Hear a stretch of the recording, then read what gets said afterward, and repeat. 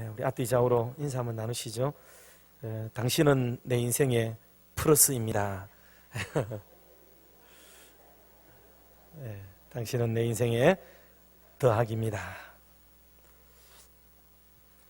성경은 우리에게 참 많은 비유를 말씀을 하셨어요. 그런데 그 비유의 중심선은 다 어디로 귀결되느냐 하면 거의 천국과 지옥으로 다 비유가 귀결됩니다. 그래서 쉽게 말하면 그 비유가 표적하고자 하는 끝선은 어디에 닿느냐 하면 이런 비유와 말씀을 통하여 그 사람들을 모두 천국으로 들어가게 하고자 하는 하나님의 그 놀라운 주님의 마음이 그 속에 담겨 있고요. 또 더불어서 지옥에도 갈 수 있는 개연성이 언제나 누구에게나 열려 있을 수 있으므로 우리의 삶을 늘 조심하고 또 주의해서 살아가라 하는 경고를 그 속에 담고 있습니다. 그러니 우리가 한 번 얻은 구원을 잃을 수 있느냐? 절대로 없지요. 그건 없어요. 그러나 내가 희망하게 구원 진짜 얻지 않았는데 구원 얻은 것처럼 착각을 하면서 지내다가 지옥으로 갈 수도 있을 수 있다는 얘기예요. 우리가 정말 천국에 대한 확신, 소망 분명히 우리가 가지고 있고 그것도 천국 시민에게 합당한 삶을 내가 살아가고 있다면 뭐 그 문제는 재론의 여지는 없어요. 그런데 그냥 자꾸 주변에서 나는 천국 사람이고 천국 갈 수 있고 뭐 다 이렇게 쉽게 얘기를 해서 그런 줄로만 생각하고 있는데 어느 날 내가 정말 깊이 말씀 앞에 하나님의 성령 앞에 그 은혜로 내가 가만히 엎드려 보니까 나는 정말 주님의 은혜를 제대로 경험하지 못한 자이고 또 믿음을 돈독히 가지고 있지 못한 그런 사람일 수도 있잖아요. 그럴 때 우리는 그렇게 말을 하는 거예요. 곡식들 중에도 땅에 떨어지는 곡식이 있고 교회를 다니는 사람들 중에도 지옥 갈 사람이 있을 수 있다는 것을 우리는 더러더러 얘기를 하는 겁니다. 그러니 이게 좀 두려운 말씀이긴 하지만 걱정도 되고 염려가 되는 거죠. 그래서 목사가 목양을 하는 동안에는 항상 두 가지의 방향성이 흘러요. 하나는 성도들을 이렇게 하나님의 나라로 인도하도록 하는 일을 하는 것이고 또 하나는 하나님이 기뻐하시는 그 사역을 해서 주님을 영화롭게 해드리는 일을 해나가는 거죠. 이것이 그 방향성이에요.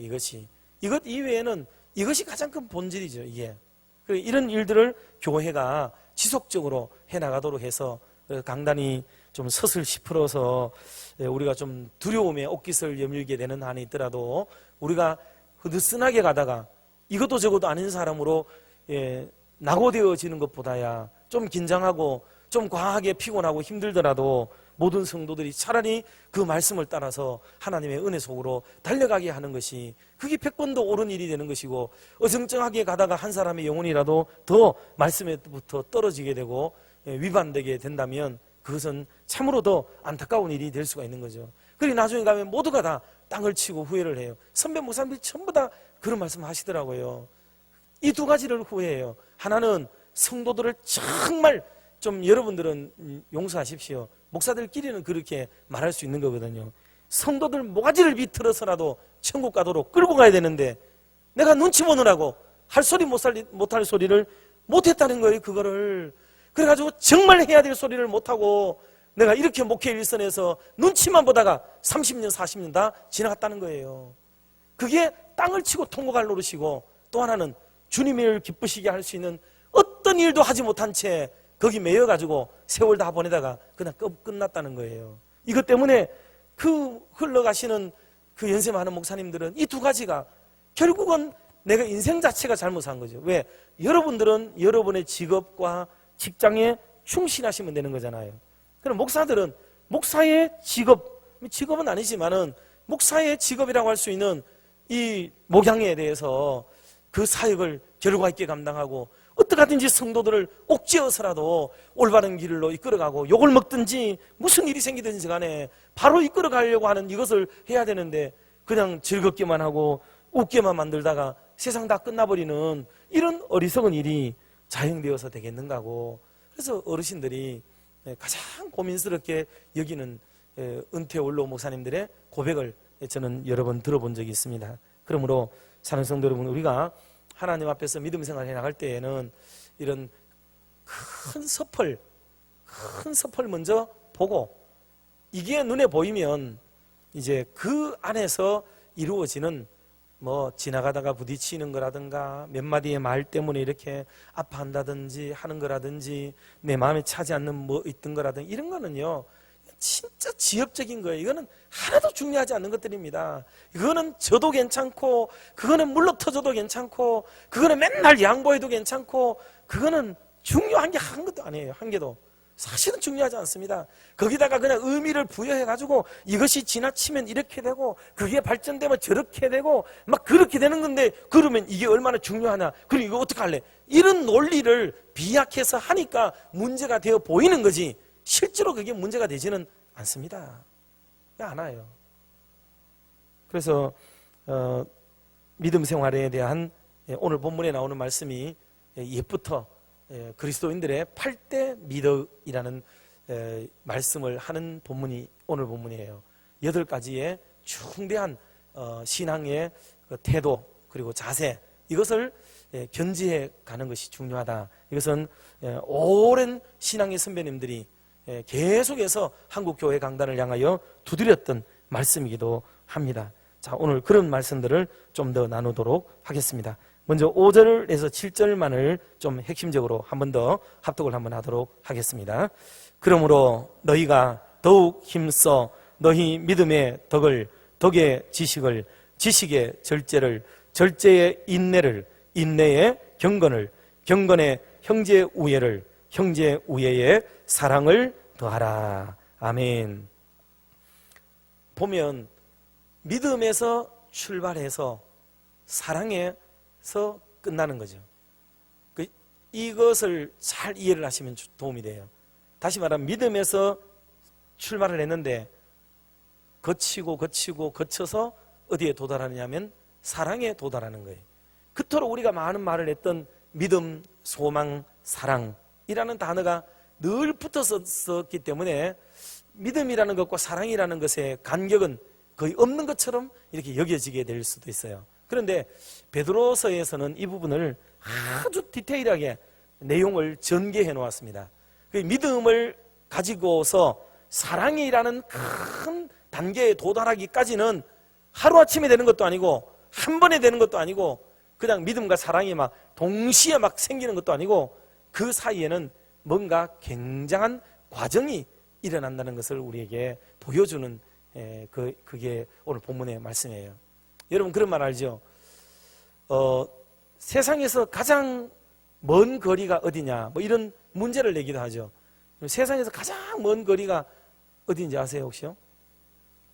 이거 뭐 넌센스이기도 하고 조금 이게 에세이 사상적이기도 한데 머리에서부터 가슴까지라고 그러잖아요.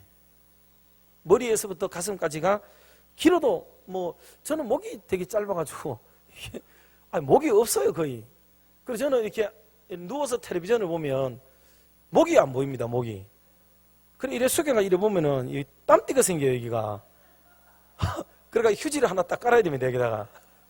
그래 안 하면 이게 땀이 막 채워가지고 그리고 자다가도 뭐 하면은 잠옷이라도 갖다 걸쳐놓고 이렇게 뭐 집사람은 이래도 막 주먹이 왔다 갔다 해요.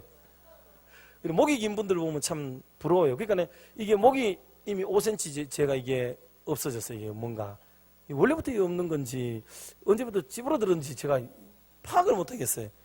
이게 일었었으면 제가 지금 170 넘었을 거예요. 좀 긴 분들은 이게 좀 길어요. 그래서 어떤 텔레비전 보다 보니까 여자분인데 그 여자 연극 배우인데 이거 목이 막 얼마나 긴지요. 주먹을 몇 개 넣어도 막 들어가겠더라. 그런 생각이 너무 막 길으니까 제가 늘 보던 목하고는 너무 달라가지고 좀 징그럽게 막 보이기도 하고 그런 생각이 좀 들기도 했습니다. 그리고 긴 사람도 30cm랍니다. 머리에서부터 가슴까지를 보통 그냥 일반적으로 30cm 그러는데 이 30cm의 거리가 세상에서 제일 먼 거리래. 제일 먼 거리. 그 지식으로 알고 있는 것과 가슴으로 뜨거워져서 달궈져서 옮겨지는 데까지 여기서부터 여기까지 거리가 그렇게 멀다는 거예요. 그리고 우리가 신앙을 가져도 항상 먼저 귀로 듣기 때문에 머리가 먼저 움직이잖아요. 머리가. 머리에서는 굉장한 작용이 일어나는데 이 머리에 있는 것들이 이게 가슴으로 와서 뜨거워져야 되는데 이게 안 되는 거예요. 이게 거의 안 됩니다. 그러니까 그분들도 답답해요. 우리 모두가 서로. 그래서 누군가가 내 가슴을 좀 데워달라고 소리를 치는 것 같아요. 여러분, 우리 가슴을 누가 데워줄 수 있습니까? 그러니까 안 돼요. 본인이 이걸 진짜 노력을 해야 됩니다. 내 머리에 있는 모든 신앙의 생활들과 또 이렇게 지식과 정보들을 가슴으로 흘려내려 보내서 내 가슴이 뜨거워지고 내 가슴이 뭉클해지고 내 가슴에 감동이 일어나고 뭔가 내 가슴에 박동이 막 쿵닥쿵닥 하는 이런 삶을 내가 살아가려고 노력을 기울이는 그게 신앙의 경주예요. 여기서부터 여기까지 달리는 이 그 경주, 이 걸음이 이게 그냥 막 평생을 가는 거예요. 거의 평생을. 예. 근데 이거를 깨닫지 못하고 달리게 되면 이게 뭔지도 모르고 향방 없는 다리름짐처럼 그렇게 우리가 할 수밖에 없는 거예요. 그러나 이 간단하지만은 이런 말씀을 듣고 우리가 신앙생활을 하게 되면 아, 참 이치에 맞다. 그러면 진짜 우리가 알고 있는 것에서만 그치지 말고 이걸 가슴으로 옮기고 그 다음에 내 가슴이 뜨거워져서 이것이 내 팔과 손으로 이게 옮겨가도록 만들어서 내 삶에 진짜 실천하고 실행하면서 사는 믿음으로 가야 되겠구나 하는 이런 마음을 우리가 가져보게 되면 신앙의 생활이 좀 더 재미가 있어지고 또 즐거워지기도 하게 될 거예요. 그래서 오늘 본문은 하나하나에 더해서 플러스를 시켜서 나갈 것을 우리에게 얘기를 하고 있습니다. 사람은 심리적으로 이렇게 뭐를 하면 한 개 더 주는 게 되게 좋아해요. 낑가 주는 걸 좋아하고 얹어주는 걸 좋아하고 옛날에는 대를 재거나 해도 막 야박하게 싹 깎아내리면요 기분 진짜 나쁩니다. 그러고 한 줌이라도 이렇게 더 얹어주면 기분이 좀 좋고 뭐라도 사고 나면 한 개 더 씌워주면 더 좋고 사람이 그렇거든요. 그런데 그래서 플러스라는 단어를 현대인들이 굉장히 좋아합니다. 우리 아파트 옆에도 A 플러스 마트가 있었어요. A 플러스. A인데도 불구하고 플러스. 요즘 소고기는 뭐 A 뿌리 2개, 3개 뭐 있다면서요. 그렇게 사람들은 그 이상을 원하는 거예요. 대학교에도 시험을 치면은 A 점수만 해도 원래는 그게 최고 점수여야 되는데 거기다가 또 뿔을 달아가지고 A 뿔이라고 해가 A 플러스를 주게 되는 거죠. 뭐 홈 플러스도 마찬가지예요. 홈 플러스도 뭐 거기다가 가정을 더 윤택하게 풍성하게 더해 주겠다는 뜻으로 사용을 하게 되는 거죠. 그래서 지금 우리 사회가 온통 그런 마인드로 가고 있는 거예요. 더해 주는 것, 행복을 더해주고 기쁨을 더해주고 삶의 보람을 더해주고 삶의 질을 더 높여주고 그렇게 하는 삶을 우리가 추구하게 되는 것입니다. 그런데 우리는 남들이 나에게 더해주기는 되게 바라면서 사실 내가 남에게 플러스가 되도록 노력을 기울이는 삶은 어쩌면 좀 우리가 야박하게 살아가고 있는 것은 아닌가 하는 생각도 듭니다. 그러므로 사실 우리가 가면 남들이 우리 때문에 뭔가 좀 생기고 뭔가 좀 수지가 맞고 뭔가 좀 나를 만나는 게 뭐 한 잔이라도 얻어 걸리고 한 개라도 더 얻어 걸리고 더 좋아지도록 만들어주는 그런 주변을 윤택하게 만들어주는 삶을 살아가는 것, 그게 바로 그리스도인들의 삶의 방식이 되어야 한다는 거예요. 그런 마음과 시각을 가지고 바라다 보게 되면 뭔가 내가 해줄 수 있는 게 없을까를 생각하게 되는 거죠. 항상 언젠가도 말씀을 드렸지만 노회 그 임원회를 하는데 장로님 한 분이 계란을 9판을 막 가져왔어요. 그거를 그 뜨거운데 가져와가지고 한 판씩 주더라고요. 생각도 못했습니다. 누가 임원회 하는데 그런 선물을 주고 그래요. 보통 뭐 정기총회 하거나 막 이러면 하나씩 주는데 목사님들 이거 하나씩 드시라고. 그럼 한 판을 주시는데 제가 막 마음에 참 감동을 받았어요. 그래서 저도 이제 임원회를 이제 다음 주인가 한번 합니다. 할 때 제가 뭐라도 좀 들고 가서 그 다른 분들을 좀 저도 좀 섬기고 그래야 되겠다 하는 그런 마음을 저도 다시 한번 품어보게 되는데, 여러분 우리가 가는 곳에 저 사람 오면은 야박하다, 저 사람은 밥 한 끼도 안 사고, 저 사람 주머니 내가 아무것도 없고 뒤는 뚝이고, 이렇게 답답하게 살면 우리 주변이 그 사람 때문에 괴로워지는 거예요. 괴로워집니다. 그분 오면은 늘 싹 돌아보고 가져가고 빼앗아가고 얻어가고 염치 없는 말로 내 가져가도 됩니까 하고 늘 이런 대바라진 소리를 하면서 자기네에 대해서는 그렇게 안 살게 되면 사람들이 피곤해지고 힘이 들게 되고 그분 때문에 주변이 마이너스가 되는 거예요. 계속 마이너스가 되는 거죠. 여러분 우리가 얹어줍시다. 한마디 칭찬도 얹어주고 그 사람에게 행복할 수 있도록 더 얹어주고 그렇게 해서 박수도 한 번 더 쳐주고 하는 플러스가 되는 삶을 살아가는 것, 그게 바로 성경이 우리에게 원하는 그리스도인들의 삶의 방식이라고 말씀을 하고 있으니 저와 여러분들이 서로에게 피차간에 은혜를 끼치고 덕을 세우고 유익을 끼치는 그런 복된 삶을 살아가는 저와 여러분이 되시기를 주의 이름으로 축복합니다. 그러기 위해서 오늘 본문에 쭉 설명된 거지만은 한 번씩 쭉 단계별로 간략간략하게 말씀을 좀 나누도록 하겠습니다. 자, 첫 번째는 믿음의 덕을 더합시다 그랬습니다. 믿음의 덕. 신앙은 믿음에서 출발해요. 믿음에서 출발해야 돼요. 믿음. 모든 것은 믿음을 근간으로 삼고 있습니다. 믿음이 기반되지 않으면, 믿음의 주추 위에 모든 것이 건설되지 않으면 사상 누각이 되어버리고 모래 위에 집을 짓는 것과 똑같아지게 돼요. 교회에 들어오셔가지고 뭐 이렇게 사귀는 게 너무 좋아가지고, 우리 성도들도 되게 마음이 급할 수도 있어요. 근데 이게 되게 중요합니다. 어떤 거냐 하면, 예를 들어서 어떤 분이 교회에 들어오면은 우리는 생각할 때 이분이 얼른 우리랑 친하는 게 좋다고 생각하잖아요. 또 이 말 들으면 또 안 친하려고 그러실라. 그런 건 아니고, 근데 제가 말하는 거는 그쪽 방향에만 들으시면 됩니다. 그래서 한 사람이 들어오면은 뭐 유도 비슷하고 뭐 얼른 친해지려고 같이 다니고 막 즐거워하고 이렇게 돼요. 그러다 보면 이분은 교회 생활은 익숙해져요. 교회 생활은 익숙해지는 사람이 되지만 하나님과의 관계는 하나도 없는 사람이 되는 거예요. 그러니까 믿음 위에 세워지지가 않고 사람과의 관계 위에 세워지는 사람이 되고 마는 거예요. 그럼 어느 순간에 믿음의 환란이 확 닥쳐버리면은 그 사람은 그냥 정체도 없이 사라져버리게 되고, 인간관계가 갈등이 오거나 그 사람과의 문제가 삐끗해버리면 역시 남아있지를 못하는 사람이 되고 말아요. 그리고 우리가 친하게 지내야 된다는 말의 의미를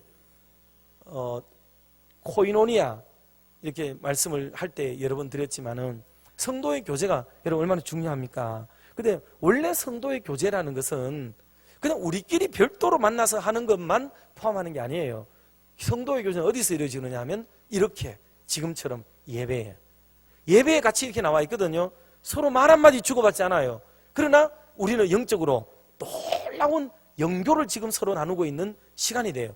교회 봉사 시간, 그리고 교회가 하는 모임, 성경 공부, 기도회, 봉사의 자리 등 이런 자리를 통해 가지고 믿음의 자리를 지켜나가면서 성도의 교제가 이루어지는 이런 교제를 원래 성경적 교제라고 얘기를 해요. 근데 우리는 지금 우리가 할 수 있는 거는 뭐냐면 그냥 밥 먹으러 가고 커피 마시러 가고 같이 다른 데 여행 가고, 그래서 교회와는 상관이 없는 사실 어떤 교제만 중요하게 여기는 쪽으로 가버리게 되는 현상이 생길 수 있어요. 그러면 여러분, 그게 위험한 것이, 그 사람이 교회 생활은 익숙해져도 믿음의 생활에서는 이게 발을 붙이지 못하게 되는, 오히려 소경이 되게 만드는 그런 폐단이 생기게 되는. 그 여러분들 그분들하고 교제를 한다는 것은 또 그분들 돌보고 또 이끌어준다는 말의 의미는 그분들 손을 잡고 여러분들이 말씀의 자리, 예배의 자리, 기도의 자리, 은혜의 자리, 봉사의 자리로 나아오는 교제를 하셔야 되지, 여러분들의 사람을 만들고 여러분들끼리 교제만을 위해서 하는 것은, 그거는 교회를 위해하는 사건이 될 수가 있습니다. 잘 알아들으시겠죠? 그래서 항상 교회 중심으로, 강단 중심으로, 예배 중심으로 그렇게 교제가 이루어지도록 하는 그런 교제를 해야 그 사람이 믿음 위에 세워지는 근간이 마련될 수가 있는 거예요. 믿음을 배우지는 못하는 거예요. 믿음을. 그러다가 그분들은 친해졌기 때문에, 나는 오래 있었는데 직분도 있는데 교회 얘기도 막 꺼내요. 막 목사님 얘기도 해요. 교회 미래 얘기도 해요. 막 시험 든 얘기도 해요. 근데 이분은 뭔 얘기인지도 알아듣지도 못해요. 자기하고는 친하지만 이게 안 되는 거예요. 그럼 그분들이 서지를 못하는 거예요. 못 써요, 이게. 그러니까 이런 경우에는 내가 그 사람을 지속적으로 교제하면 할수록 그 사람은 하나님께로부터 멀어지고 목사에게 멀어지고 교회에 떨어지게 만드는 일만 사실은 내가 지금 막 열심히 하고 있는 것이 되고 마는 거예요. 이거 두렵게 여겨야 됩니다, 이게. 그래서 제가 이게 나쁜 뜻으로 말하는 거 아니에요. 그런 게 아니고 정말 이걸 여러분 교회에 항상 목회사적 안목으로 성도들을 대하고 이거를 생각을 안 하고 우리의 소견에 좋은 대로 이렇게 하면 좋을 것 같지만은 그 유익이 없는 경우가 바로 이와 같은 경우에 일이 벌어질 수 있다 하는 겁니다. 자, 그래서 믿음은 교회와 신앙생활의 가장 기본이고 그게 동력이 돼야 됩니다. 그게 엔진을 장착해 주는 거예요. 물론 처음에 오면 교제도 해야 되고 이렇게 어느 정도의 그 필요해요. 그런데 내 생각이 항상 이 사람을 가까이 했지만은 결국은 믿음의 자리로 이끌어야 된다는 이 사명감을 가지고 그쪽으로 가기 위한 마음으로 내가 만나고 공을 들이고 식사도 제공하고 커피도 사고 이래야 되지, 그냥 내하고 친하는 것으로만 만족하고 그게 마치 교회와의 부침이 되는 것처럼 여기서는 곤란하다 그 말인 거예요, 이게. 그래서 믿음의 자리로 오도록 만들어 주시라 하는 겁니다. 그래서 엔진 하나씩이 하나님 안에서 달아지도록 스스로가 동력이 생겨야 됩니다. 동력이. 피대줄로 감겨진 거는요, 예를 들어 내가 엔진이고 내가 발동기인데 내 인대에서 피대줄을 감아가지고 저쪽에 휙휙 돌리고 있어요. 그럼 내 피대줄만 잘라지면 저 사람 못 돌아요. 이래야 되는 거를 바라는 게 아니고 저 사람에게도 엔진이 달려야, 크든지 작든지 나름대로 엔진이 달려야 실룩실룩거리든지 발발거리든지 덜덜거리든지 아니면 쌩하고 돌든지 뭔가 그 사람 나름대로 정착이 되게 되고 교회와의 접붙임이 되도록 만들어주는 그런 마인드로 이렇게 성도의 교제가 이루어져야 한다 하는 것을 말씀을 드리는 겁니다. 자, 그래서 믿음이 없게 되면 결국은 하나님을 사랑할 수 없게 돼요. 그리고 교회 일에 부정적이 되게 되고 교회를 위해서 충성할 수가 없게 됩니다. 그리고 형제를 사랑할 수도 없게 되고 물질에 대해서 깨끗한 마음을 가지지 못하게 돼요. 천국을 사모하지 않습니다. 항상 이 땅의 즐거움과 유희, 그냥 교회 다니는 재미에만 묻혀 살다가 끝나버리게 되죠. 여러분, 이게 제일 위험한 거예요. 교회 생활이 재미있어가지고 살다가 끝나버리는 것만큼 가장 비참한 게 없어요. 왜? 다른 분들은 아예 천국 갈 인간들이 아니라고 여기니까 괜찮잖아요. 근데 맨날 노는 게 교회의 물에서 놀았는데도 불구하고 천국에 대한 소망이 없이 살다가 세상에 천국은 못 들어가고 교회 생활만 하다가 끝나버린 사람이 얼마나 더 불행하고 불쌍한 사람이 되겠습니까? 거의 천국에 들어갈 뻔했는데 이 소리는 최악의 소리입니다. 최악의 소리. 가장 가슴을 찢고 속상해야 할 소리가 천국에 거의 들어갈 뻔했는데 내가 못 들어갔다는 것이 가장 안타까운 거죠. 그러니 우리 스스로들이 믿음에 세워야 됩니다. 아브라함도 하나님을 기쁘시게 한 자라는 칭찬을 들었는데 믿음을 가졌기 때문 아닙니까? 바울과 실라, 디모데, 교회를 극진히 사랑하는 사람이 되었는데 믿음으로 그 일을 했던 거죠. 스데반이 돌에 맞아 순교할 수 있었는데 그것도 역시 믿음의 발로였습니다. 세례 요한이 광야에서 메뚜기와 석정을 먹고 낙타 가죽을 덮어쓰고 살아가도 괜찮을 수 있었던 것은 그 사람에게 믿음이 들어있었기 때문에 그런 신앙이 가능하게 되었던 거예요. 베드로가 로마성에서 거꾸로 십자가에 못 박혀서 돌아갔다는 전설이 있는데 그렇게 살아갈 수 있었던, 또 그렇게 죽을 수 있었던 이유는 바로 믿음 때문에 가능합니다. 우리나라에도 주기철 목사님, 손양원 목사님 등을 비롯한 수많은 훌륭한 믿음의 선배님들이 다 믿음이 있었기 때문에 그렇게 살았던 거예요. 그래서 교회는 믿음을 근간으로 하는 거예요. 믿음을 근간으로. 오늘도 교회법 세미나를 저희 교회 사면서 제가 세 번째로 이렇게 강의를 이렇게 말하게 되었는데 첫 마디를 저는 그렇게 했습니다. 교회법은 믿음이 없는 사람에게는 아무 소용이 없어요. 교회법은 내가 하나님을 믿지 않는 사람에게 교회법은 아무 소용이 없어요. 얼마나 강조가 돼 있고 해도 두려워할 이유도 없고, 너 나를 잡아 두루 패는 것도 아니고 감옥에 집어넣는 것도 아니고 벌금을 때리는 것도 아니고 내게 어떤 피해도 믿지 않는 자의 눈으로 볼 때는 교회법이 내게 주는 피해가 하나도 없어요. 제약도 하나도 없어요. 그렇기 때문에 신앙 없는 자에게는 이 교회법은 적용되어도 의미가 하나도 없습니다. 그러나 하나님을 두려워하고 하나님이 무서워지고 내세에 하나님 앞에 서야 될 것이 있다라고 생각되는 이것이 기본이 되어 있는 사람에게 교회가 주는 치리는 얼마나 무섭고 의미하다는 것을 얘기하고 있는 게 교회법이에요. 교회법. 이게 중요하지 않은 게 아닙니다. 엄청 중요한 거예요. 그래서 신앙이 없는 자에게는 목사를 두려워해야 될 이유도 없고 목사하고 친해도 되지만은요, 또 우리 교회 일이나 이런 부분에 있어서 항상 우리가 생각을 가져야 되는 게 하나님을 두려워하고 그 나라를 하나님을 경외하고 살아가야 되는 이유가 다 믿음에서 출발될 때 그런 겁니다. 믿음이 있으면 이 모든 게 달라져요. 그런데 이 믿음 위에 뭐를 세우라 그러냐면 덕을 세우라 그랬습니다. 덕을 세우라. 덕이 뭔지는 알잖아요. 교회는 다 덕을 세우기 있는 거죠. 근데 믿음이 없는 상태에서 덕을 못 세워요. 믿음이 없는 상태에서 세우는 덕은 본인의 소양을 세우는 겁니다. 본인이 얼마나 멋있는 사람인지를 드러내는 일이고, 그것이 자고하게 만들고 자기를 교만하게 만드는 일이 될 뿐이고, 신앙의 믿음 위에서 신앙의 눈으로 가지고 우리가 무슨 일을 하다 보면 어떤 좋지 못한 일도 생기고 그럴 수 있잖아요. 그럴 때 믿음이 없는 자가 말하는 것과 믿음이 있는 자가 말하는 방향성은 달라요. 그게. 그래서 덕이 되고 유익을 끼쳐야 될 문제니까 우리가 이렇게 하지 말고 이렇게 하자 하고 말할 수 있는 것은 믿음이 그 바탕이 됐기 때문에 말이 달라지게 되는 거죠. 말이 다른 거예요. 그게 참 좋은 거죠. 여러분, 덕이 얼마나 좋습니까? 덕은요, 사람으로 하여금 훈훈하게 만들고 넉넉하게 만들고 조급하게 만들지 않아요.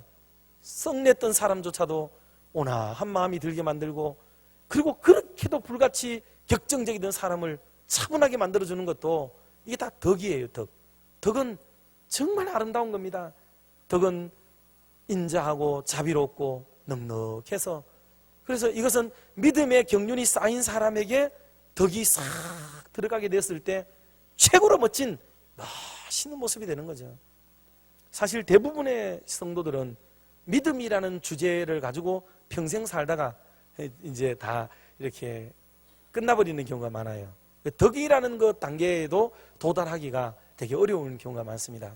덕스러운 분들은 무슨 일을 하나 들어도 한 템포를 쉽니다. 한 템포를 쉬고 다시 생각해보고, 그 말을 했을 경우에 일어날 파장과 여러 변수를 생각해보고, 그 사람이 당해야 될 고충과 오늘 나누는 대화의 상대가 되는 그 사람, 이야기의 대상이 되는 사람이 비록 그 자리에 없지만은 나중에 그분이 이 소리를 들었을 때는 어떻게 될까 하는 진중한 면을 골고루 생각하고 형평에 맞게 말을 조심해서 해서 덕을 세우는 거예요.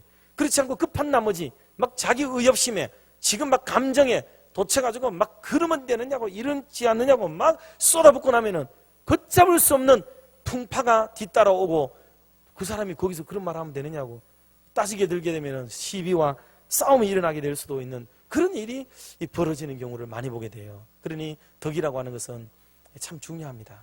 믿음 위에 덕을 세워야 됩니다. 그리고 우리는 평생 동안 믿음 주세요 하다가 우리 세월은 다 가버립니다. 그러니 이게 한국교회가 안타깝죠. 그래서 사랑하는 성도 여러분, 덕을 끼쳐야 돼요. 그리고 덕을 세워야 됩니다. 덕을 세워야 돼요. 그게 중요합니다.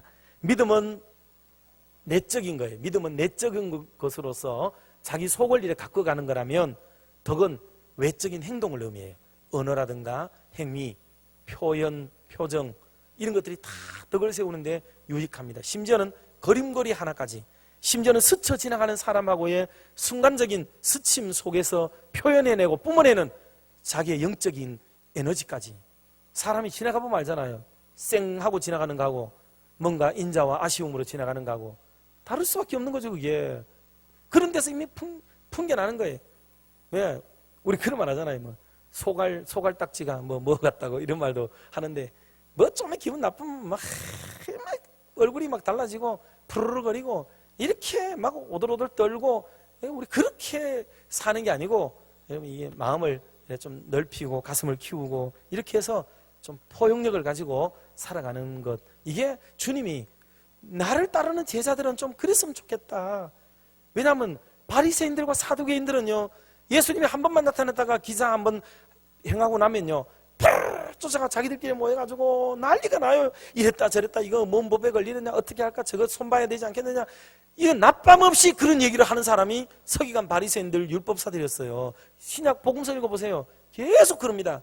예수님은 좀 그러지 말라는 거예요. 그러지 마라. 나를 따르는 제자들은 좀 그래 안 했으면 좋겠다. 왜? 예수님이 제자 중에는 보아너게 같은 사람이 있었거든요. 불과 같은 성격을 가졌습니다. 형제가 그러니 좀 그러지 마라.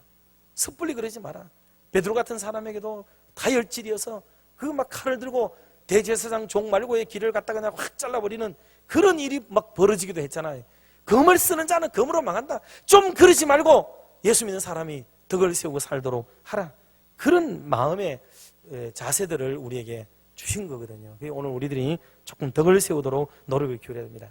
기차가 가면 레일이 두 개가 있잖아요. 이쪽에 하나, 이쪽에 하나. 그런 것처럼 하나는 믿음, 하나는 덕, 행함, 이런 것들이 늘 같이 칙칙폭폭하고 이렇게 가져야 그게 좋은 게 될 수가 있습니다. 덕을 세워야 돼요. 부부도 마찬가지예요.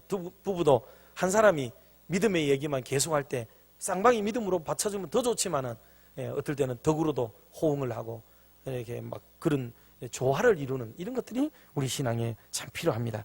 신앙과 덕행이 겸비된 교회를 가보세요. 그러면 진짜 흐르는 잔잔한 물결이요. 그 교회 안에 영적인 기류가 얼마나 멋있는지 모릅니다.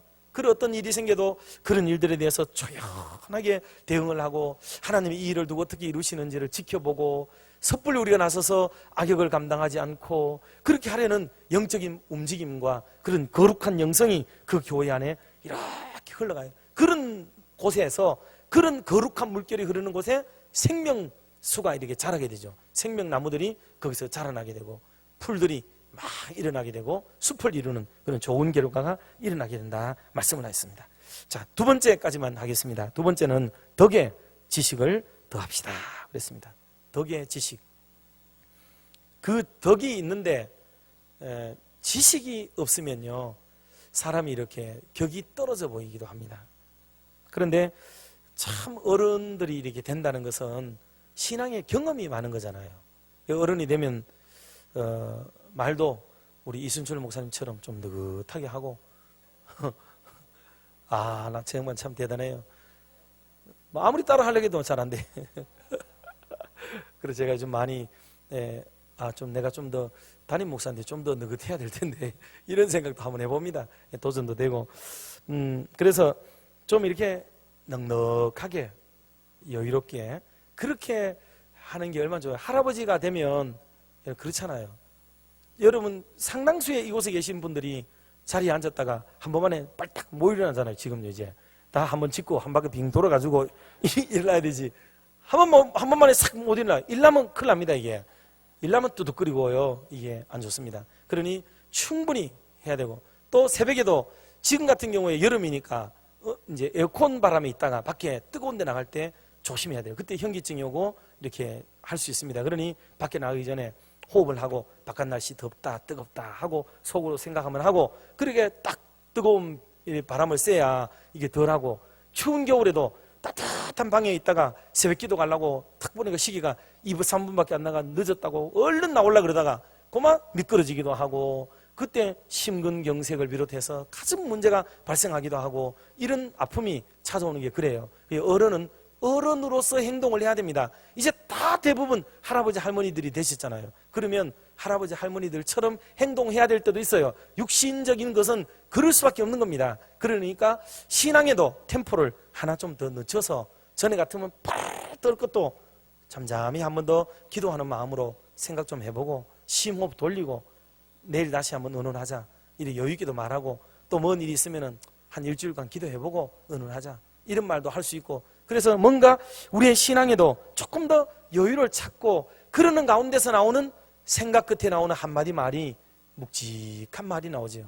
묵직한 말이 한마디 나오면 아이들도 청년들도 어른들도 그 말을 듣고 새기게 되고 그러면 그 어른의 덕 있는 행동에서 지식조차도 무르익어 있어서 듣기에 얼마나 좋은지 몰라요. 제가 청년 때 굉장히 그 상주제일교회에서 장로님 아들들이었는데 형제들이었는데 아주 이렇게 교회 부침이 안 되고 막 상처를 받고 이렇게 있어요. 그래서 전도사가 새로 왔다 해가지고 같이 모였습니다. 그때 이분들이 하나 감동받은 게 있어요. 그게 뭐냐면 이건 제 자랑 같은 얘기라서 죄송한데 청년들이 한 11명 모였어요. 그럼 모였는데 모처럼 삥 둘러앉게 됐어요. 그러면 인사도 하고 뭐 하는가 물어보고 그래 하는 동안에 뭔 얘기가 나오느냐면 중국의 오음계가 나왔어요. 그래, 중국에는 사성이 있잖아요. 사성이 있고 오음계가 있어요. 그리고 오음계에 대한 얘기가 그 피아노 하는 여청년도 있고 음악하는 그 여청년들도 있고 이래가지고 뭔 얘기가 나왔는데, 그래가지고 중국의 오음계가 나오길래 그래 제가 궁상각치우라고 얘기를 했어요. 그랬더니 눈이 이렇게 똑 뜨이더라고요, 이 청년이. 그래가지고 한마디 좀 더 해줘야 되겠다 싶어가지고 얘기를 했어요. 궁은 쿵이라는 걸 말하는데, 이거는 담 너머에서 돌이 툭 하고 쿵 하고 떨어지는 소리에서부터 쿵이라는 음계가 나오게 되고, 쌍이라는 거는 상은 쌍이라는 건데, 이 쌍은 쇠가 쇠끼리 부딪히고 가는 소리예요.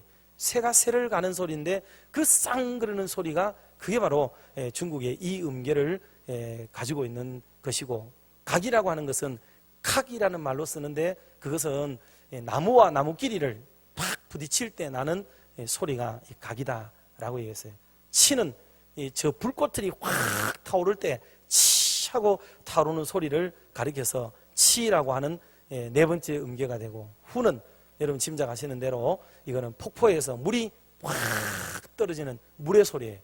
그러니까 이 소리들은 전부 돌 소리, 쇠 소리, 나무 소리, 그리고 이거는 불 타는 소리, 물 떨어지는 소리, 자연의 이치를 가지고 중국의 오음계를 만들어낸 것이기 때문에, 비록 중국이라는 나라지만 그 나라의 음악성이 상당히 좋습니다. 음악의 음폭이 넓고, 그런 것에 대해서 포괄하는 음악의 수준이 상당히 감미롭기도 하고 격정적이기도 하고 굉장히 다이나믹한 이런 것들이 뿜어져 나오는 것이라고 설명을 이렇게 했어요. 그랬더니 이 청년이, 그때부터 두 청년이요, 제 팬이 돼가지고 얼마나 열심히 했는지 모릅니다. 진짜 뜨겁게 했어요. 그러면서 그분이 하는 얘기가, 전도사님 제가 배우러 다니겠습니다 하면서 그래 엎드려가지고 참 거기 있는 동안에 참 열심히 그렇게 했어요. 4045 차번호도 제가 안 잊어버립니다. 그걸 타고 다니면서 참 전도사를 많이 도와서 청년들을 모으고 하는데 얼마나 큰 힘이 되고 도움이 되는지 몰라요. 그래서 여러분들 어르신들이 참 지혜로운 말들, 그리고 경륜을 통해 나오는 말들, 또는 지식에 대한 말들, 이런 말씀들을 이렇게 차분히 머릿속에 정리를 자꾸 해놓으셔야 돼요.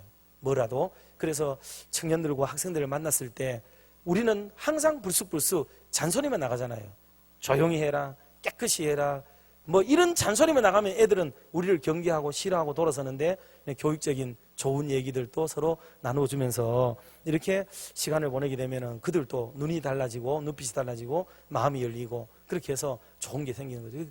덕이 있는 사람이 지식까지 겸비가 되어질 때 가장 존경을 받고 우러름을 받는 그런 좋은 게 된다 하고 하는 것을 우리가 볼 수가 있습니다. 그래서 오늘 시대는 지식이, 덕이 없는 상태에서 지식이 쌓여지고 있습니다.